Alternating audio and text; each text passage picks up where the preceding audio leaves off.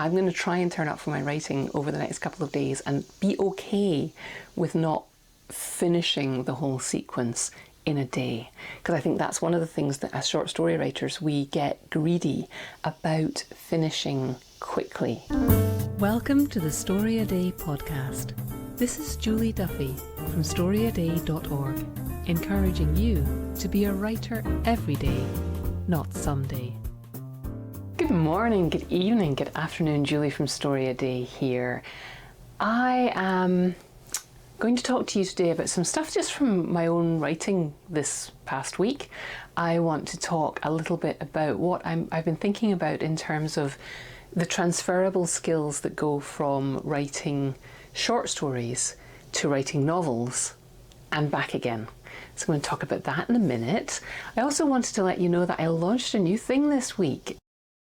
Back in the day, 12, 13 years ago, I used to send out writing prompts. I promised to send out writing prompts weekly during the year in between the challenges. It never really worked out that way. I sent out a lot of prompts over the years, but it was difficult for me to get into a kind of rhythm of it and really hold myself accountable to doing it. And I don't think I was doing anybody any favours by sending them out sporadically, so it kind of tailed off. But it has become really clear to me over the years that it is not the challenges that create writers. The Story A Day Challenge, NaNoWriMo, all of these things are wonderful for helping you to see past the limitations you put on yourself. You challenge yourself to do this amazingly over-the-top writing challenge where you're going to write a story a day, or you're going to write a novel in a month, or whatever it is that you decide you're going to do. You do it in community with other people who keep you going. You put your normal life on hold while you're doing it. You tell people, I'm going to be busy. I can't do all the things because I've got this month-long challenge doing. This is a wonderful thing, and I will keep encouraging you to sign up for Story A Day May. And I'm going to also encourage you to sign up for Story A Day September, which is going to run a little differently this year. It's going to just be a 5-day challenge which will get you through a whole story, and then it's going to let you rest, because September can be a busy month and you've probably got projects of your own. The prompts from May are still on the site, so if you want to go back and do a full month of writing a story every day, you'll be able to do that. I'm going to shepherd you through a different version of it this time, and the reason I'm doing it this way in September is because I don't want you to burn out. The challenges, like I say, are fabulous for challenging yourself, for proving to you more than anyone else that you can do more than you think you can. You can be more creative than you think you can. Taking a rest is not always what you need. Sometimes just a change, sometimes a challenge is what you need. And that's a wonderful thing. But what I have learned over the years is that doesn't actually create a long-term, satisfying writing habit by itself. It can be the jumpstart, it can be the thing that changes everything because you complete it, or it can be the thing that changes everything because you realize that's not how you want to work. So my mission has become to provide support for writers and creative people who want to be creating more, being creative more, being more productive, and being able to integrate this into their lives.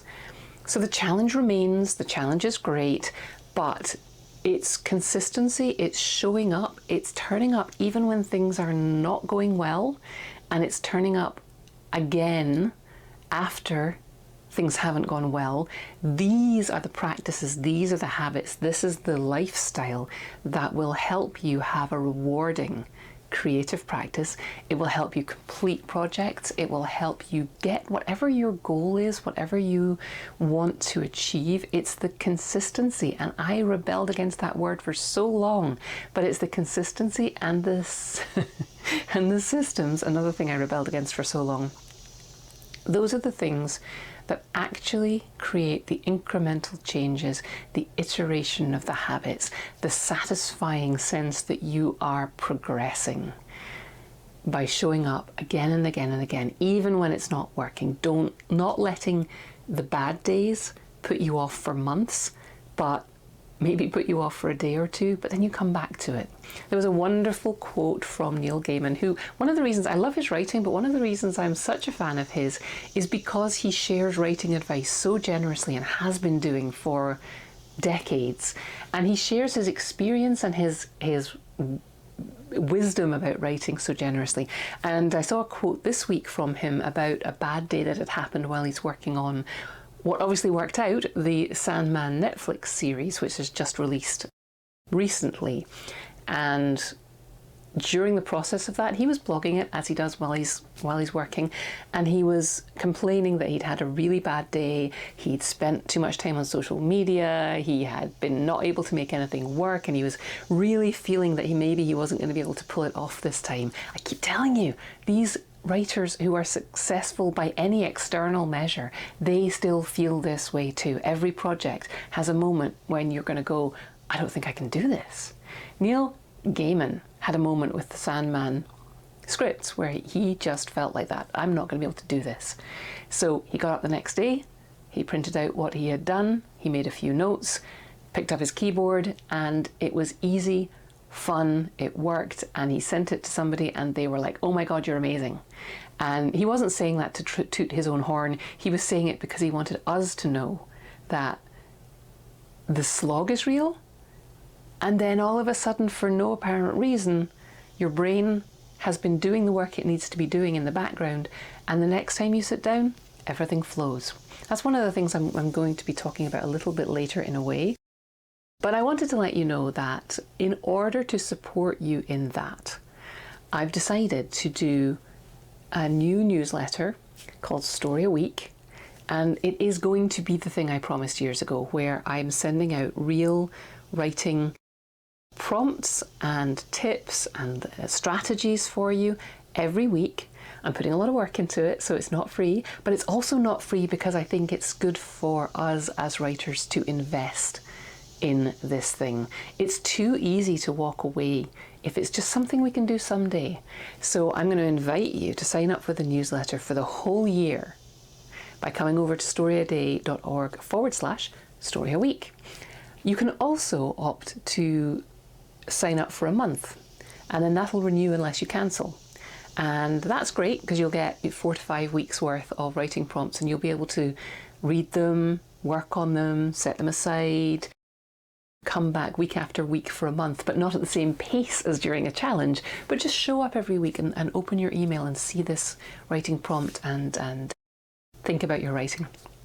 I'm going to encourage you to sign up for the full year because then you just relax. You don't have to think about it again. You're like, okay, these prompts are going to be coming in for a year, and I get to go at my own pace. I get to see what it's like to be thinking about my writing through every season of the year. And you get to not make that decision every month about, do I really still want to be getting this? Am I really still a writer?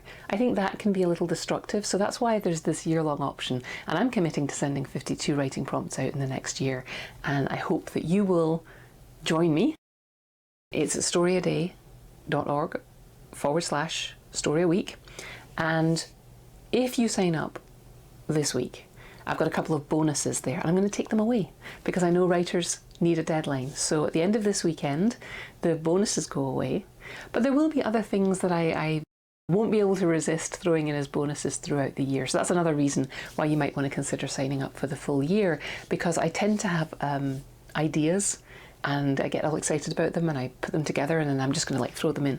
So I'm not promising what any of that's going to be yet, but knowing myself, it's inevitable that I'm going to get excited about stuff and I'm going to create worksheets and I'm going to create things and I'm going to invite you to stuff if you're on that list during the year.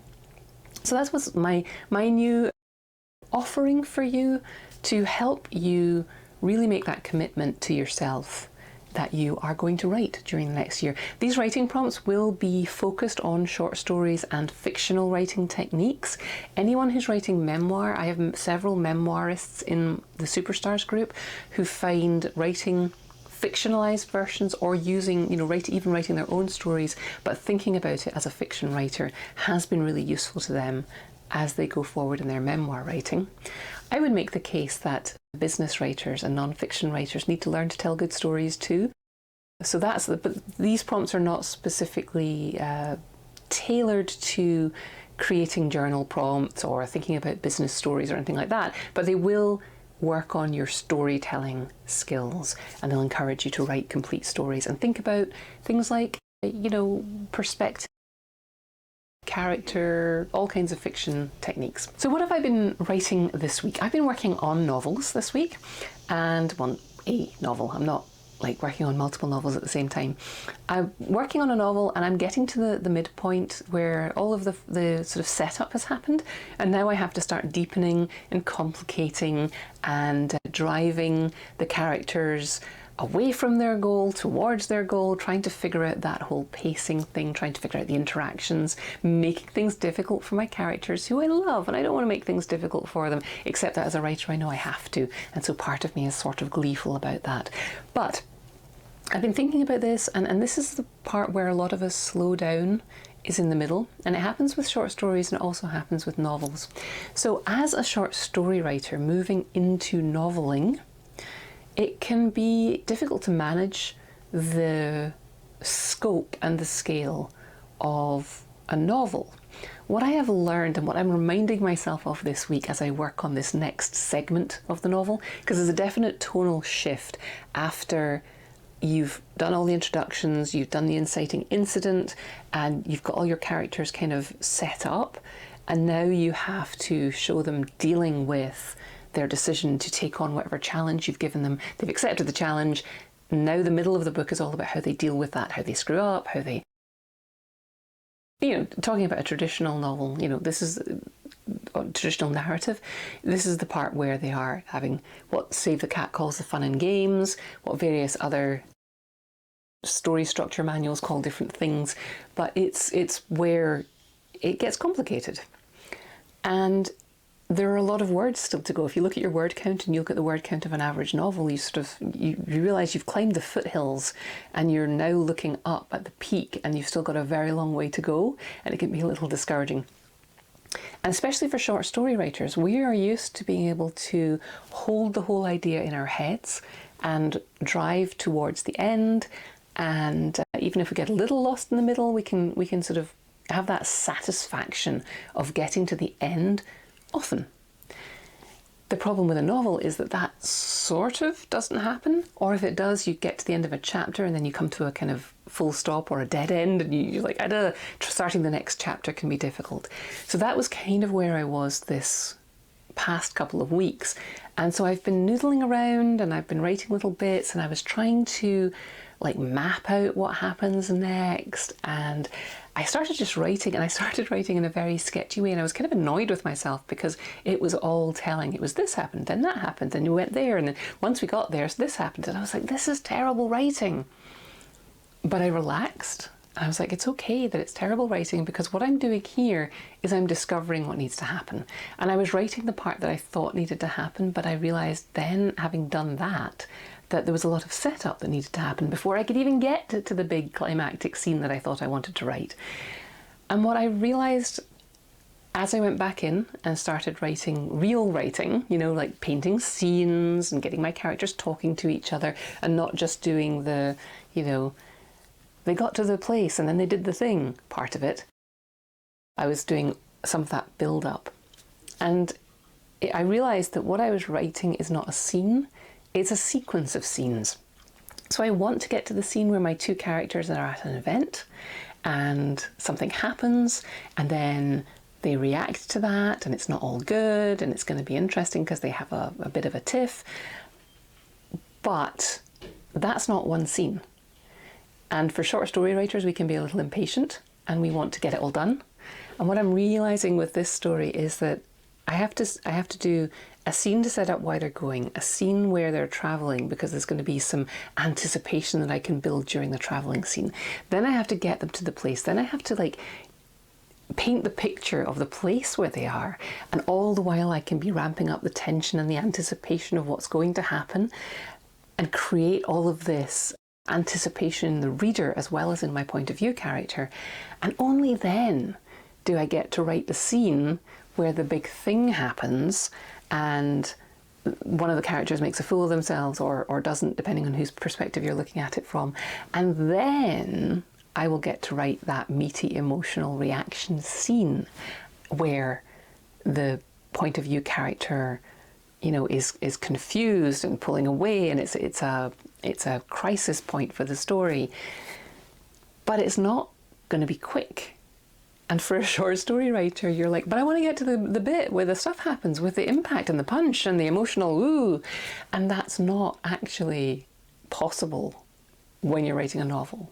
Because, well, you know, I hate to talk in absolutes, but when you're writing a novel, you have to be aware that a moment like that needs a lot more setup. It needs those, what do I say, 3 maybe scenes, maybe 4 scenes to get us to the payoff of the big emotional moment and then the reaction moment, which is going to create the fodder for the next sequence, which will probably take me to the 3/4 point of the novel. And then it'll be all about building towards the resolution, which is another sequence of scenes. So when people talk about outlining, I think it doesn't work for a lot of us because we're short story writers and we're impatient. Maybe because we're discovery writers and we enjoy the process of discovering what's happening. So if we outline it, we feel like it's solved. I would say to you, what I'm discovering is that outlining the few scenes or the few beats that you know your novel needs is nothing like writing the novel. It's understanding that there is a lot more writing to do to earn those beats than is necessarily mentioned. If you look at a beat sheet, or if you look at an outline, or you look at one of those jaggedy mountain things with the rising tension, falling tension, climax, resolution, none of that tells you all of these scenes that need to go into building up to those moments that get on the outline. So take heart. As a short story writer, I think it's important to just keep turning up. I stopped writing yesterday knowing full well that I hadn't written a lot of words, but I felt like I had made a little bit of a breakthrough. I kind of understood what I was trying to do now. I'm not writing a scene, I'm not writing a chapter, I'm writing a whole sequence. And I know that if I turn up today and I write another 500, 600 words, and then I turn up tomorrow and write another 500, 600 words, it will start to flow because I know where the sequence is going. And I've already done the sort of introductory heavy lifting of getting, you know, when you start riding a bike, right? The hardest part is the part we have to teach people first, which is the getting momentum, right? Getting pedaling, pushing off and not falling down. Once you're rolling, it's really easy to ride a bike. I think that's why a lot of these, I see little kids pushing around on these bikes that don't have pedals, because if you can get the momentum going as quickly as possible, the actual coasting is fine. And so I'm going to try and turn up for my writing over the next couple of days and be okay with not finishing the whole sequence in a day. Because I think that's one of the things that as short story writers, we get greedy about finishing quickly, about being able to tell the whole story at once.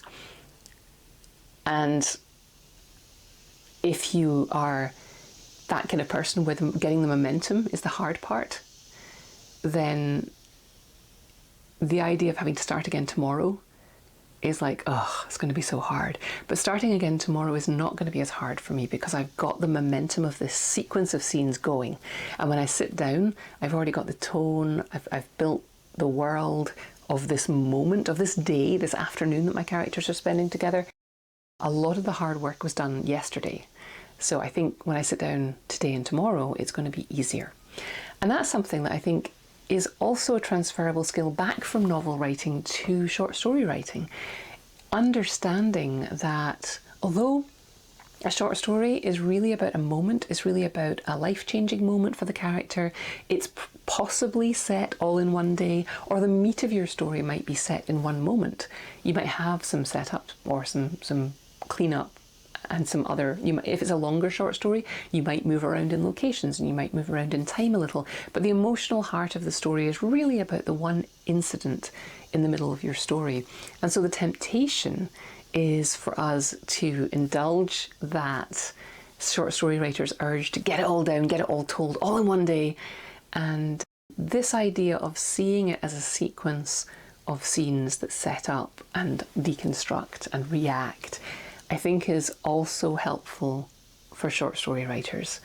Even if you're writing flash, there is some setup, there is the moment, there is a reaction beat for the reader to get time to absorb what you've written.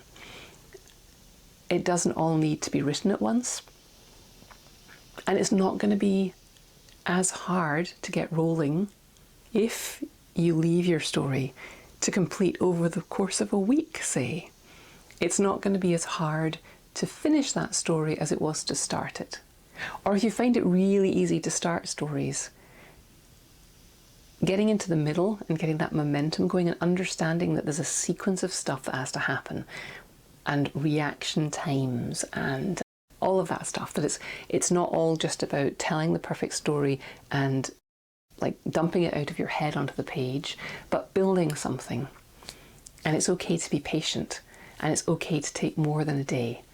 And I know this sounds funny coming from the Story a Day girl, but the Story a Day challenge has never been about learning to write great stories. It's been about proving to yourself that you can write stories even when you don't feel inspired, even when you don't want to, even on a day when you're super busy. You can be a writer every day. The process of becoming a fulfilled writer, I think, has to go a little slower. And I want to kind of like deconstruct some of the harm I might have done with the Story a Day idea and say the idea of actually writing and finishing a story every day is not one that will teach you how to write good stories.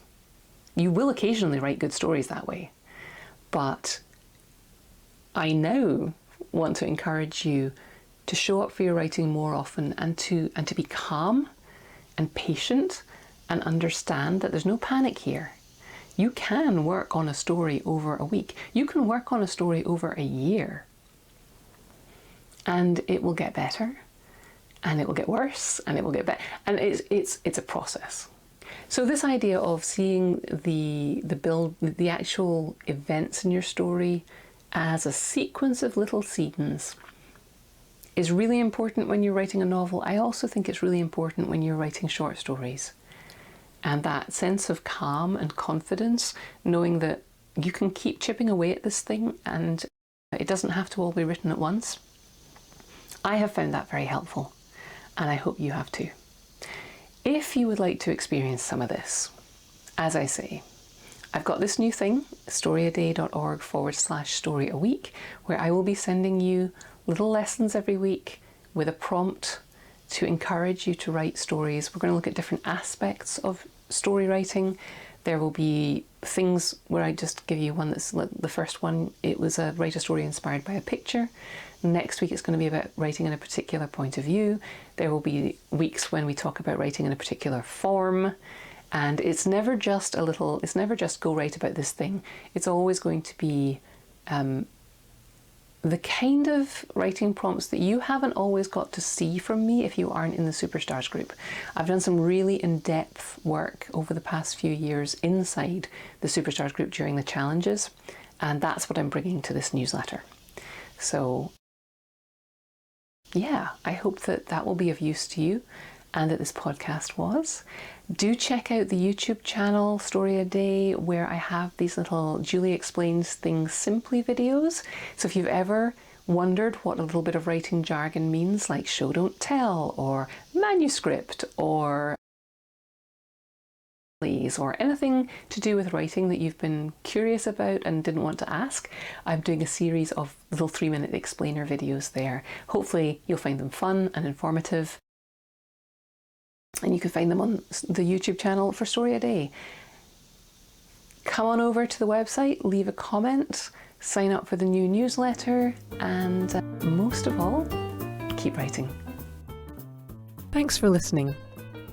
Why not come over to the blog at storyaday.org and check out this week's writing prompts and articles.